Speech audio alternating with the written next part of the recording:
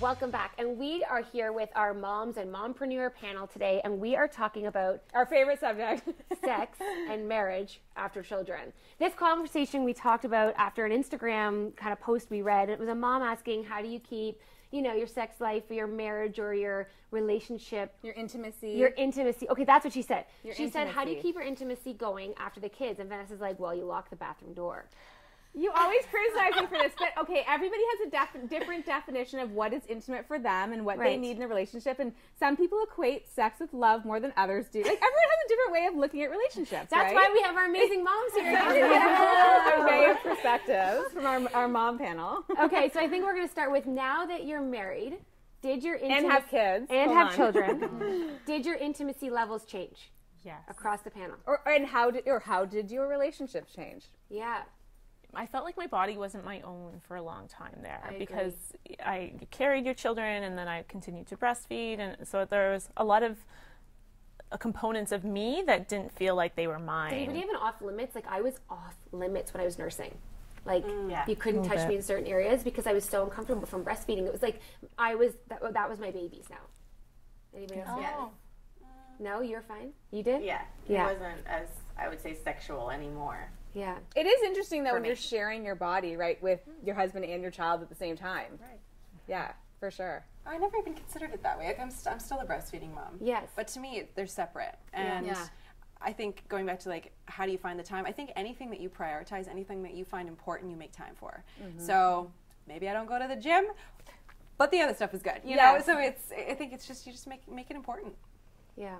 I think the prioritizing is a really big one. Like going to the gym, because we had a talk with a sexologist on this, and she was like, you know, you guys wouldn't miss your gym time, would you? And we're like, no. So she's like, so why would you miss your time with your husband? And it's like, well, it does sometimes because then I want to sleep. Well, it does become something that slips, right? And it's easy to let it slip, or it doesn't, one or the other. But yeah, I think that's an interesting comment, though, about in the beginning, especially when you first have a baby, like, how you don't feel like your body's your own sometimes for a while. And then just going on your sleep thing, because I'm your sleep person, but 70% of women would rather sleep than have sex. There was a survey. Didn't we talk about this?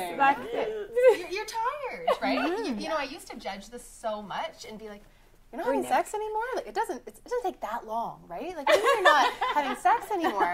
But then, you know, after having a baby, I can, you know, I was talking to another woman about this the other day. You hear your husband coming up the stairs and you're like, you know, you're sleeping. And it's nothing against him or anything. No, you're just so tired. It's not against them. You need It's to go not to against sleep. them. It's just how you feel, right? Yeah. You just don't want to hurt their feelings. No. Well, that's the thing. I think the important part is that we're not trying to hurt them, but they are hurt, right? They are.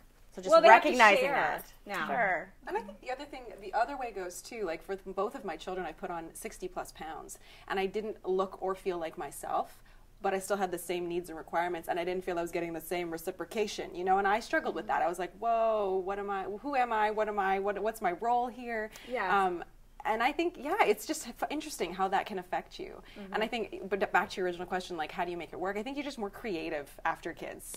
Your more time management, like, you think about, like, I don't know, all those different elements of it to make it work. So we all have to make it here. What are some ways that you guys carve this out with your husband? And whether not sex, but intimacy or times away, like, do you guys have any things that you do? For me, the biggest thing is just keeping the lines of communication open and asking for what you need, right? Because whether it's kids, it could be anything. We're constantly changing. We're constantly getting into new seasons of life. Yeah. That's kind of a weird way to put it, I guess, but that's what it is. It's like a new season of life, and we're changing. So you just need to ask for what you need. Take stock. How are things working? Are they good? Are they not? What do we need to work on? If I told my husband that, and talk he would about be it. like, I need you right now, and he'd be like, you said, tell me my needs. I'm a talker. I do. Yeah. I'm a big talker with my husband, and I think it's so important to always have the dialogue going and like be talking about everything and share everything that's going on. Like, it's a huge thing. Communicating is everything. Because they can't read our minds. Yeah. They really can't read our minds, and sometimes we put expectations on them that are unfair because we're feeling things, but then we're not sharing them with them. So they're in the dark. But don't you feel like the things that turn us on now are so different than before kids? Vacuuming. When you do the dishes and when you know, ask me if I want you to pick me up a chocolate bar and like all those like helping out around the house, all of that that turns me on. Yes. Right? Like those are the things that make me feel connected and like we're a team. It's very different than before kids. But it's hard because I don't know if men get that. A lot of times they still think it's like the sexual, like, you know, am I attractive to you? And I'm like, yeah, you're attractive when you do the laundry. Yeah, It's not because you go to the gym. Like, the laundry is hot. But we need to tell them that. Yes. Yes. Right? Well, if you think about it, now as a mom, with like a married mom, when you see a man walking around, like a really attractive man walking around with a baby, like, is there anything better, like, more attractive than that? I find that so much more attractive than, like, a man without a child. Oh, totally. Right? Yeah. It just changes. That's true. Yeah, totally. I think it's like, you know, and doing things maybe, so now you're married with kids, but not forgetting what was fun before you had kids, you know? Whether it's like sharing a bottle of wine or shooting silly text messages or just like, I don't know, just being intimate, not, you know, just touching a person, giving them a hug, showing them those things. Sometimes we get so busy we forget that is a person who might like a hug, you know, and those kinds of things. And you have 3 children. How do you manage that? Because they're 3 active children. They are. Do you have date night? Or? We do. We have more date nights than probably the average Joe. But the thing is, I think we take care of each other emotionally and psychologically and chores around the house and all that. But at the end of the day, like, I'm so tired. I just want to sleep. So I have to remember that the needs are beyond me. And it's about nurturing our marriage as well and making sure that he's taken care of so that I don't have to worry about whether or not he's taken care of. So sometimes it's more of an obligation than a pre-marriage or pre-kids when it was maybe more of a pleasurable pursuit. Yeah, I find you say that you have more date nights. Do you think that that's helping? Like, do you feel like all those date nights helped, or is there still all that work that you need to do?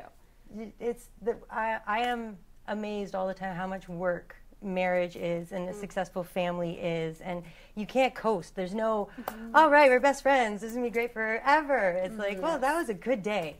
Let's try tomorrow. Every day is. Who thought that? Like, who thought that it was gonna be like, we're our best friends, it's gonna be easy, like we're just gonna be like friends, right? It's gonna work all the time. I kind of assumed it would be like that. Sorry. Okay, so is it just me and her? Like, did you guys all think that? We forget sometimes that nothing happens by accident. Yeah. Right? You have to put the effort in. And sometimes I think we're all moms, but we need to hang up the mom hat sometimes and just be ourselves. Yeah. Yes. Hang up the mom hat, forget about being the mom, and just be the person, be the woman, and bring that back. Yeah. You said that you go away on your trips with your husband once a year.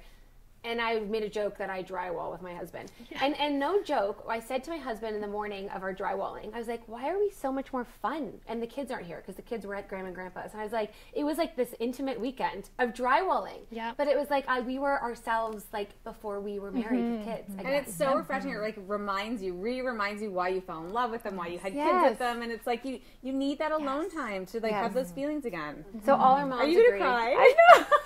You need to drywall more.